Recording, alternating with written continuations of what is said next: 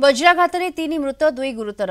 रायगड़ा सदर ब्लॉक शेषखाल थाना हरिपुर निकट जंगल में घटी अघटन। मृतकों मध्य जड़े विष्णुगुड़ार 45 वर्षीय महिला सांबारी पीड़िका और अन्य जड़े जुमुकार गिरिया मणिआका बोली जमापड़ी। तेज आउ जन परिचय जमापड़ना। सेपरी गुरुतर 2 जन को रायगड़ा जिला मुख्य चिकित्सालय में भर्ती कर संपृक्त 5 जन निकट कपा क्षेत्र में काम करुवा बेले हठात वर्षा और प्रबल घड़घड़ी मारता फल संपृक्त 3 जन खेत पाखे एक कुड़िया घरे आश्रय नहीं से कुड़िया हठात वज्राघात होबार घटनास्थल से मृत्यु होता। शेषखाल पुलिस पहुंची मृतदेह उद्धार करने सहित तदंत आरंभ करपटे आरआई पहुंची स्थिति अनुधान करुछंती। रायगड़ा विधायक अपलू स्वामी काड्राका मेडिकल रे आहत मानक भेटी स्वास्थ्यावस्था पचारि बुझिछंती।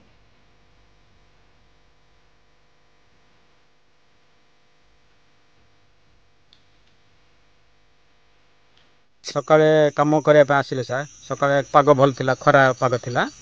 हठात माने घंटे 2टा बेल को पाग वर्षा पाग हेबारु से खाया आसिले। खाया आसिकरी हठात पाग वर्षा हो घड़घड़ी आसला। आसबार से वज्रपात होगला। से खाई पारे ना, सब टली पड़े। से 2 जन बंचीगले। से मेडिकल रे एडमिट कराई। आ 3 जन डेथ होगला। जड़े आम 1.5 वर्ष हम सर। जड़े आ2 जन कम करे आसते सर।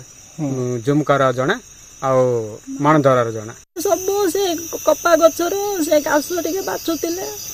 आज पानी बोईबार पानी बोईले और खाइबा टाइम रे बसते वर्षा टिके टिके होते छाई आसिक बसिले।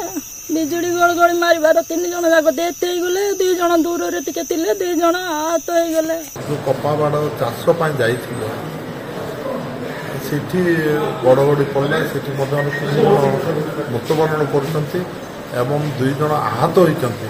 से आहत मानक देखिया आसिले। आज तांकर स्वास्थ्य अवस्था स्थिर अच्छी एवं डाक्तर सहित मैं कथबार्ता करी सब ठीक अच्छे। किंतु जो मैंने मृत्युवरण कर